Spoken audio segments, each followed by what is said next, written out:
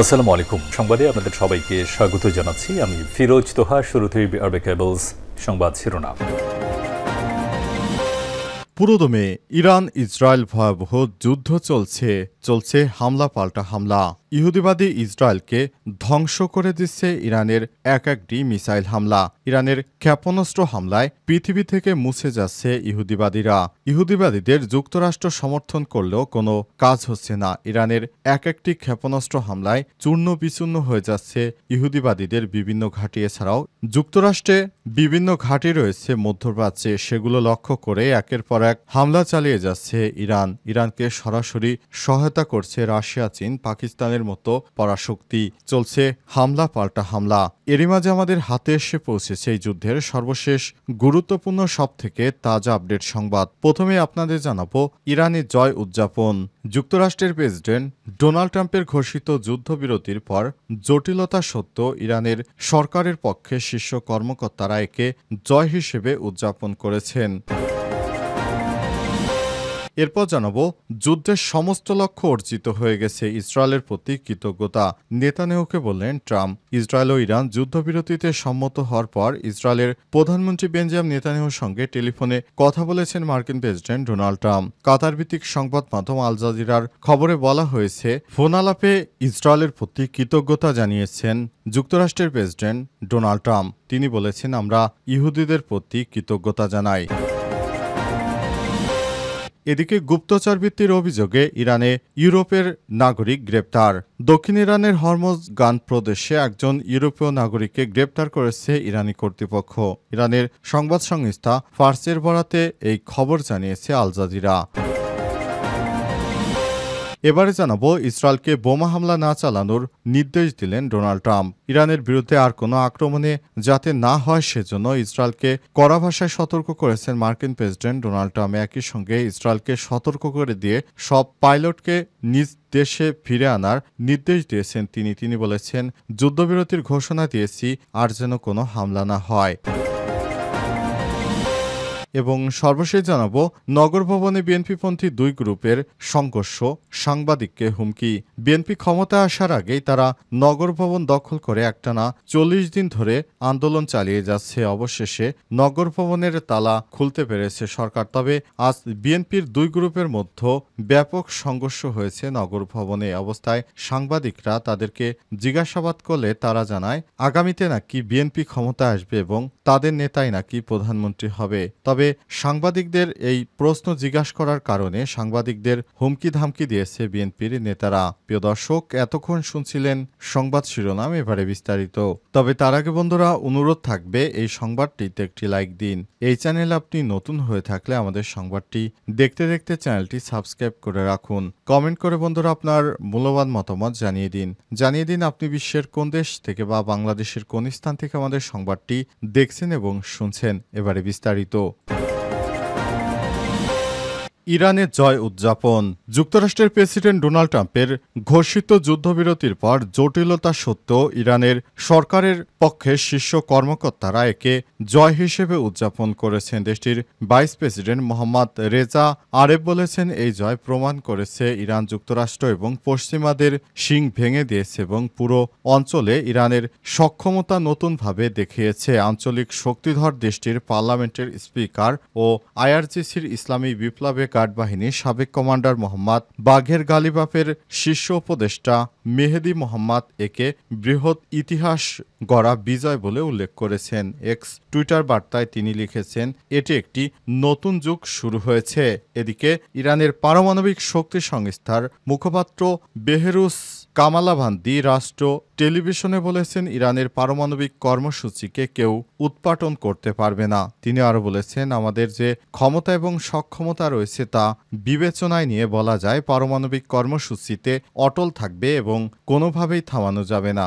গত কয়েক মাস ধরে ইসরায়েল ইরান উত্তেজনা ক্রমশ তীব্র হচ্ছে। অবস্থায় ট্রাম্পের পক্ষ থেকে যুদ্ধবিরতির ঘোষণা করা হলে বাস্তবতা কতটা কার্যকর হবে তা নিয়ে আন্তর্জাতিক বিশ্লেষকরা সন্দিহান। তবে ইরানের শীর্ষ নেতৃত্ব এটিকে একটি প্রতীকী জয় হিসেবে তুলে ধরেছেন, যা দেশের ভেতরে জনমত ও আঞ্চলিক সমর্থন জোরদারের ভূমিকা রাখতে পারে বলে মনে করা হচ্ছে। আজ 24শে জুন মার্কিন প্রেসিডেন্ট ডোনাল্ড ট্রাম্প জানিয়েছেন, ইরান ও ইসরায়েলের মধ্যে যুদ্ধবিরতি কার্যকর হয়েছে। ট্রাম্প তার নিজস্ব সামাজিক যোগাযোগ মাধ্যম ট্রুথ সোশ্যাল এই তথ্য জানিয়েছে। এদিকে ইরানের টেলিভিশনের খবরে যুদ্ধবিরতি কার্যকরের কথা বলা হয়েছে, তবে যুদ্ধবিরতি কার্যকরের ঘোষণা দেওয়ার আগে তেহরান ইসরায়েলে একাধিক ব্যালিস্টিক ক্ষেপণাস্ত্র হামলা চালায়। এতে 4 জন নিহত হয়েছে নিয়ে কোনো মন্তব্য করেনি ইহুদিবাদী ইসরায়েল।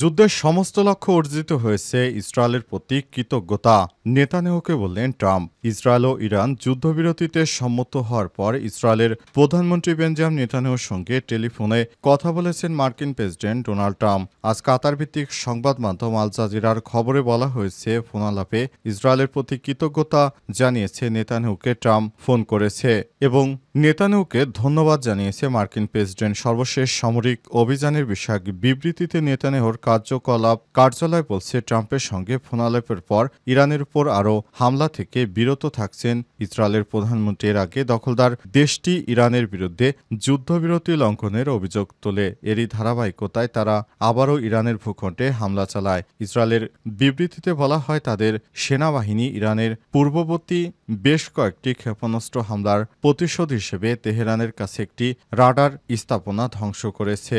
ইহুদিবাদী ইসরায়েল সরাসরি যুক্তরাষ্ট্রের মদদে হামলা চালিয়েছিল, তবে ইরানের একটি হামলার পর ইহুদিবাদীরা কোনোভাবে টিকতে না পেরে অবশেষে তারা যুদ্ধবিরতির ঘোষণা দিয়েছে। তারা যুক্তরাষ্ট্রকে আহ্বান জানিয়েছে এই যুদ্ধে যোগ দেওয়ার জন্য, কারণ যুক্তরাষ্ট্র যোগ দেওয়াতে নেতানিয়াহুর সাহস অনেকটা বৃদ্ধি পায়। এরপরই নেতানিয়াহু একের পর এক ইরানে হামলা চালিয়ে অবশেষে এই ইহুদিবাদীরা যুদ্ধে ইরানের কাছে হেরে গেছে। এখন তারা তাই যুদ্ধবিরতি করার জন্য অবশেষে ইরানের কাছে আহ্বান জানিয়ে সর্বশেষ যুদ্ধবিরতিতে সম্মতি হয়েছে।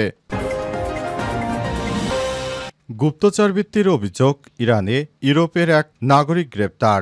দক্ষিণ ইরানের হরমোজগান প্রদেশে একজন ইউরোপীয় নাগরিককে গ্রেপ্তার করেছে ইরানি কর্তৃপক্ষ। ইরানের সংবাদ সংস্থা ফার্সের বরাতে এই খবর জানিয়েছে আল জাজিরা। প্রতিবেদনে ফার্স জানিয়েছে, দক্ষিণ ইরানের হরমোগজন প্রদেশে ইরানি কর্তৃপক্ষ একজন ইউরোপীয় নাগরিককে গ্রেপ্তার করেছে। ওই ব্যক্তির বিরুদ্ধে সংবেদনশীল এবং সামরিক এলাকায় গুপ্তচরবৃত্তির অভিযোগ আনা হয়েছে। তবে গ্রেপ্তার ব্যক্তি কোন দেশের নাগরিক সে বিষয়ে বিস্তারিত জানা যায়নি। ইসরায়েলের সঙ্গে সংঘাত শুরু হওয়ার পর থেকে ইরান বেশ কয়েকজন বিদেশি ও দেশি নাগরিককে গ্রেপ্তার করেছে। এছাড়াও গুপ্তচরবৃত্তির অভিযোগে মৃত্যুদণ্ড দিয়েছে বেশ কয়েকজনকে। আজ ইরানের রাষ্ট্রীয় গণমাধ্যম জানিয়েছে, ইসরায়েলের গোয়েন্দা সংস্থা মোসাদের হয়ে গুপ্তচরবৃত্তির অভিযোগে পশ্চিম হামাদান প্রদেশে আরও 6 জনকে গ্রেপ্তার করেছে কর্তৃপক্ষ।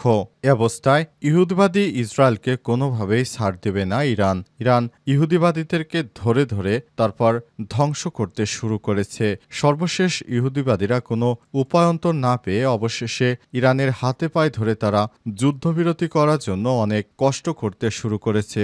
ইরান সবকিছু বুঝতে পেরে অবশেষে ইহুদিবাদীদেরকে মাফ করে দিয়ে যুদ্ধবিরতি করেছে।